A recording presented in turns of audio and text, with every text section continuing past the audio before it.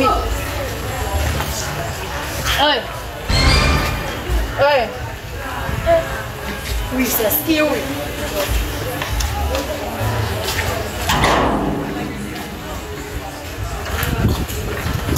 Oi, vipi babu wewe?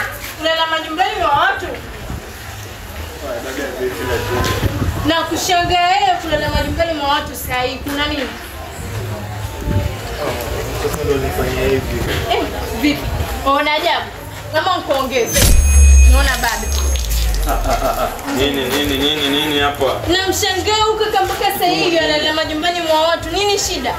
Sasa ndio mwagia maji zuu. Sasa namuamsha anielewe, yani sikii. Mwenzako pengine hata hajakula, hana mahali pa kulala kujistiri. Kwa hiyo mimi ndo naganiza watu msaada hapa. Anasema naganiza watu msaada.